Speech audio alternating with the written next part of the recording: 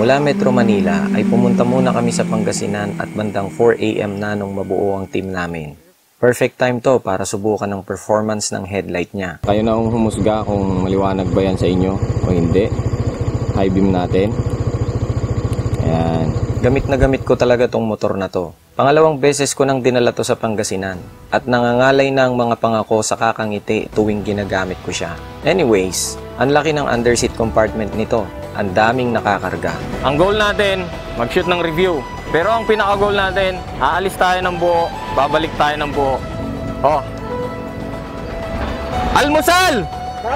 Mahaba na ang binyahe namin at mahaba pa ang natitirang biyahe. Pero so far, masasabi ko namang reliable tong motor na dala ko. Hindi lumalamya yung performance kahit babad na sa biyahe. Reliable din ang mga Freedcon intercoms na gamit namin. Napakatagal malobat kaya alam kong hindi namin mararamdaman ang haba ng daan dahil tuloy-tuloy kaming makakapagkwentuhan.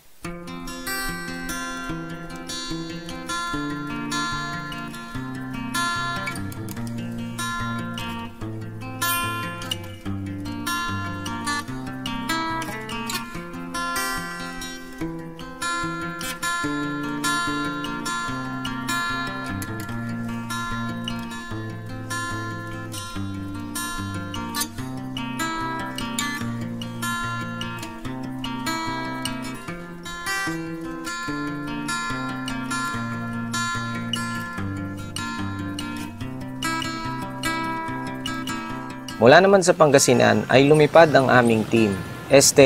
Nag-ride ang aming team patungo sa bayan ng Baler sa lalawigan ng Aurora.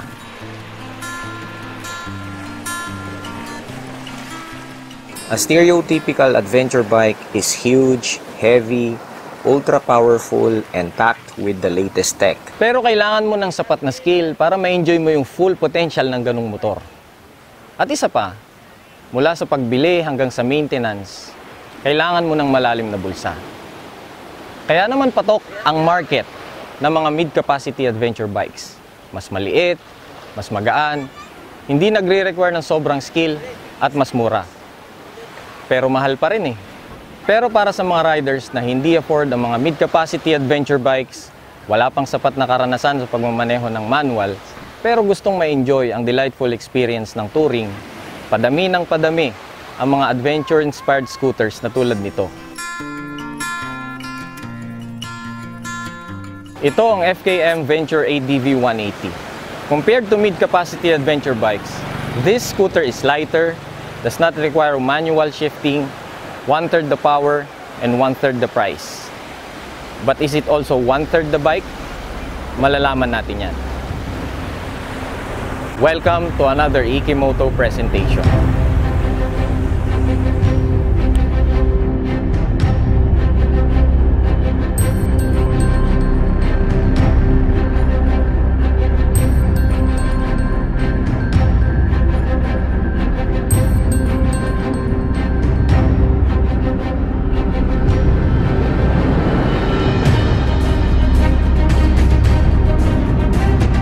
Matapos naming enjoyin ang scenery dito sa Digisit sa bayan ng Baler, ay nag-ride naman kami papunta sa Dibot sa bayan ng San Luis.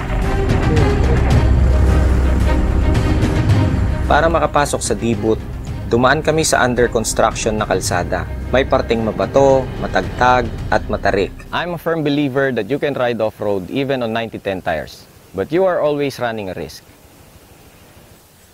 Gaya ng mga motor na ganito ang tema, these tires are known to be dual sport. However, they are still extremely road biased. May sasabak mo tong Venture 180 sa mga rough terrains nang hindi ka nagkakaproblema sa mga dual sport tires niya, hanggang sa mapadaan ka sa isang tumpok ng putikan and you are quickly reminded that knobby tires have knobs for a reason. The ground clearance is decent enough para hindi ka kakaba-kaba na isabak siya sa tagtagan. Sa ganitong klase ng terrain, gustong-gusto ko yung talbog ng front suspension niya. Sakto ang lambot at maganda ang rebound. Yung rear suspension, matigas, matagtag, naaalog yung ukel-ukel ko. Medyo hindi ko to inaasahan kasi the spoke wheels are supposed to help in absorbing the shocks. Okay naman, malambot at hindi gaanong mabilis yung rebound. Kaya nagtataka talaga ako kung bakit matagtag eh. Pero may naisip ako. Subukan nating lambutan yung mga gulong. After namin lambutan yung mga gulong, mas na-appreciate ko na yung talbog ng suspensions. Medyo matagtag pa rin pero ma-appreciate mo na yung talbog niya kapag may angkas ka. Nakakatuwa din yung lambot nitong upuan. Sakto. Hindi siya masyadong malambot to a point na lulubog yung wet packs mo at tatama yung wet packs mo sa matigas na parte sa ilalim ng foam. Pero hindi rin naman siya masyadong matigas na para kang nakaupo sa tabla. Sa ganitong daan, may manakanakang pagdulas akong nararamdaman. Well, inaasahan ko na talaga yon kasi nga, road biased yung mga gulong. O siya, tara na sa location na pupuntahan natin. Okay, nandito na tayo sa Dibot Cove, sa bayan ng San Luis, sa lalawigan ng Aurora.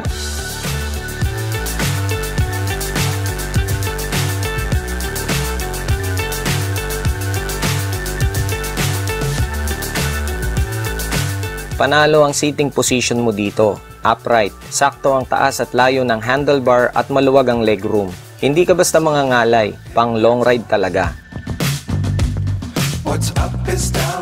Ang ganda talaga dito sa Dibot. Pino ang buhangin. Ito yung masarap sa pagta-travel yung nakakapunta ka sa mga ganitong lugar. Naipon na ang pagod namin kaya uubusin na lang namin ang natitirang sikat ng araw para i-enjoy ang ganda ng Dibot hanggang magpahinga. Kinabukasan ay pag-uusapan natin yung gustong-gusto nyong pag-usapan. Power.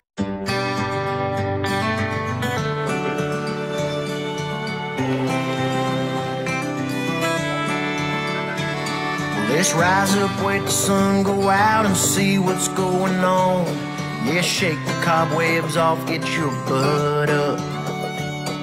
Cause you've been fast asleep daydreaming. Pagsikat ng araw, naalala ko na wala pala tayong river crossing nung nag-offroad tayo.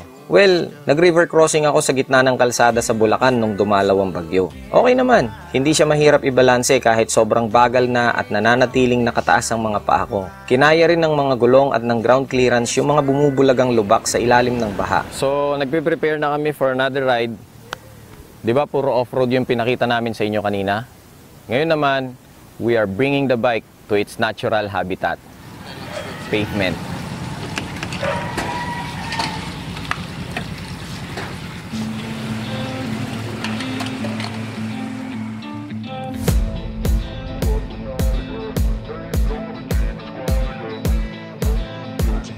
Five, four, three.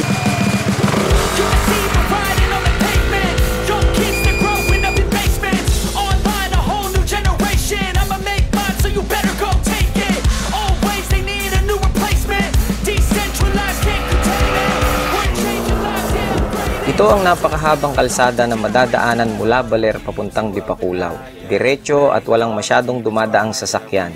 Halos wala ring tumatawid kasi wala namang kabahayan sa gilid nito.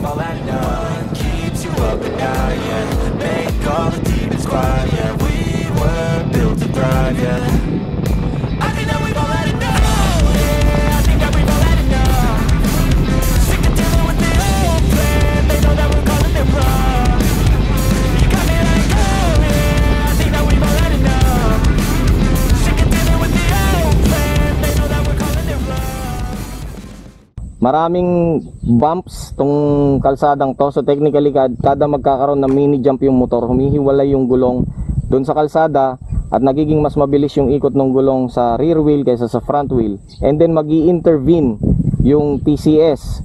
So dahil doon medyo napipigilan yung takbo natin, acceleration pa lang ramdam ko pigil na.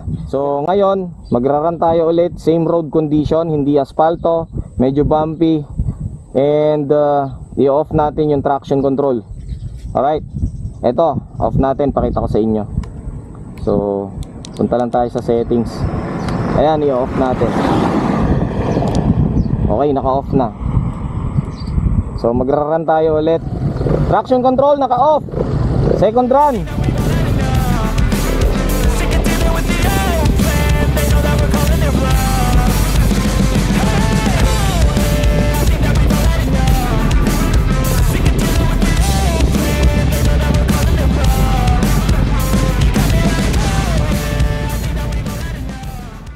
Test naman tayo sa asfalto. Traction control off. Let's see kung ano magiging performance.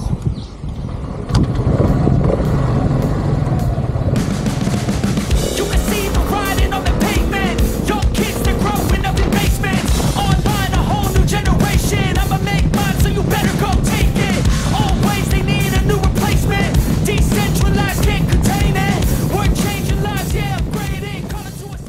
malakas, hindi kaya ng tawas. Kaya pala ganon ang naging performance niya nung pumunta kami sa Dibut. Balikan natin yung ride namin na yon.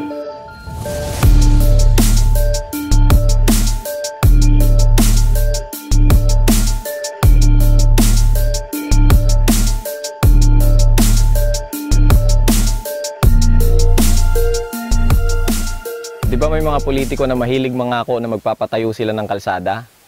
Ito, nakatayo na yung kalsada. At hindi lang nag-iisa to.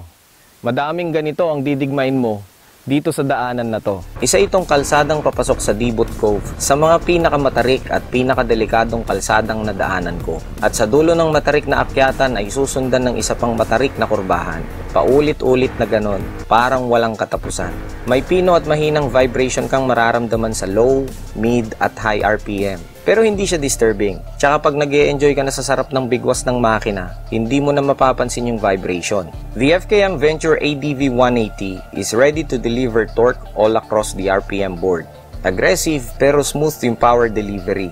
Ito yung scooter na hindi mo na basta maiisipang kargahan pa para lang mag-improve yung performance niya. It literally pulls like a truck. Sibat kung sibat, halos parang patag lang kung tratuhin niya yung mga akyatan. Sa low RPM pa lang, may torque ka nang mararamdaman. Sa 6,000 RPM, medyo mapapakapit ka na.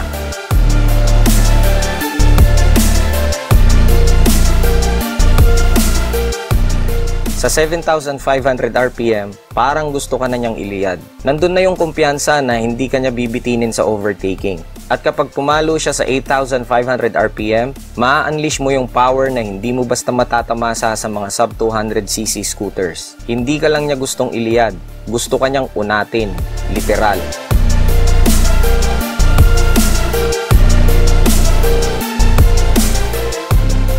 Sa bawat diin mo, bumibigwas. Minsan parang pakiramdam mo, declutch yung motor na dala mo eh. Sulit ang bawat piga mo sa silinyador.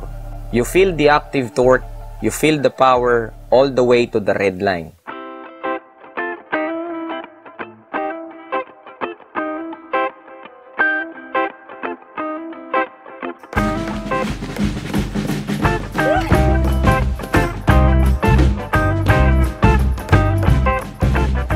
Iba-ibang riding styles ang may enjoy mo dito eh.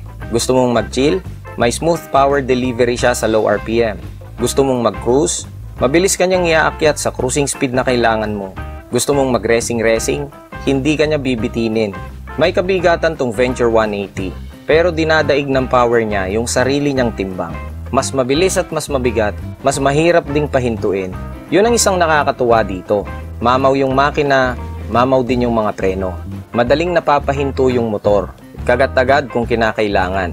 Samahan mo pa ng ABS na napakaganda ng calibration. Maraming beses akong nagpreno ng alanganin pero inalalayan ako ng ABS. Advantage din yung timbang niya eh. Kasi sa high speed, diin na diin siya sa kalsada. Yung mga CST tires niya, uubra sa off-road kung magdadahan-dahan ka. Pero kung magpapaka-aggressive ka, malalagay ka sa alanganin kasi kahit pa sabihin mong dual sport yan, road biased pa rin. Pero sa semento at aspalto, parang tuko kung kumapit yung mga gulong.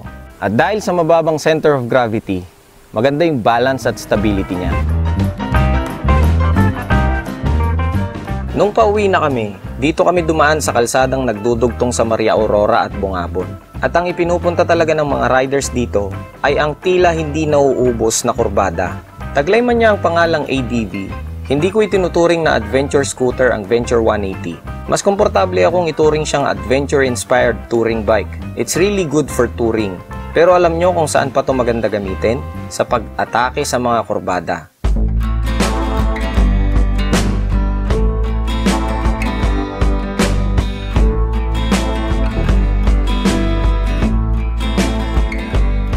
Dahil sa magaan na handling niya, madali siyang ihiga at madaling ibangon sa mga bangkingan.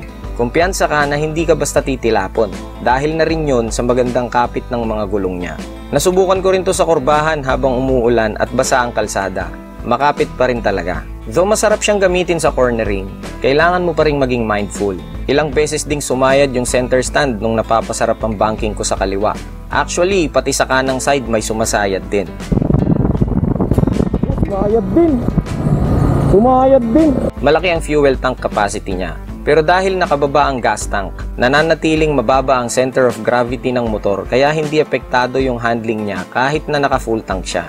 Yung TCS parang make or break eh. May mga instances na nararamdaman mo talagang inililigtas niya ang buhay mo. Pero may mga instances din na pakiramdam mo inilalagay ka niya sa alanganin. I think dahil yon sa drastic yung pagbaba ng power ng rear wheel tuwing papasok yung TCS. Mas maganda sana kung gradual lang.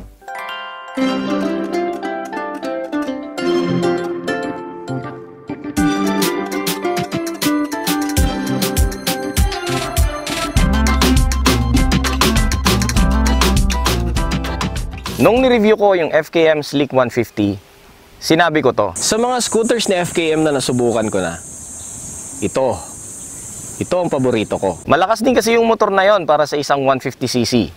At mahilig talaga ako sa mga scooters na may gulay board. Pero sa mga motor ng FKM, may bago na akong paborito. At ito yon, 180cc. Doon pa lang, ini-expect mo na meron siyang malakas na power eh. Pero hindi yung laki ng displacement niya lang ang dahilan kung bakit siya malakas. Mas makakapiga ka ng power mula sa isang combustion engine kung itataas mo yung compression ratio niya. Gaya nito, 11:1 ang compression ratio nito. Yun nga lang, mas mainit ang engine kapag mas mataas ang compression ratio. Kaya siya liquid-cooled. Hindi siya liquid-cooled dahil mas mataas ang displacement niya kaysa nakasanayan nating mga scooters. Liquid-cooled siya dahil mataas ang compression ratio niya. Liquid cooling system is not a luxury. It's a necessity. Pero hindi porke hina-highlight ko yung power nito, ini-encourage na kitang mga mote ha. Huwag ganon. Be a bulalo. Yung bulalo may utak yon. Banggitin ko na lang rin na kapag umangkas ka, may ngalay kang mararamdaman sa balakang at sa tuhod. Hindi ko alam kung dahil ba yon sa malapad siya o dahil may kataasan yung tapakan ng pilyon. Made in China? Yung mga Tesla cars ni Elon Musk, ginawa sa China. At malamang sa hindi, baka yung gadget na gamit mo ngayon habang pinapanood mo to, gawa rin sa China. Hindi ko sinasabing mahalin mo ang mga Chinese-made bikes. Ang pinupunto ko lang, huwag mong i-discriminate yung mga kapwa mo rider na piniling bilhin sila. Tandaan mo, the world was created by God, and the rest by China.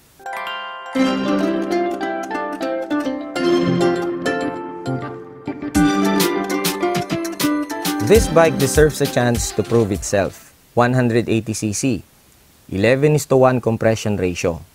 Malakas. Legit.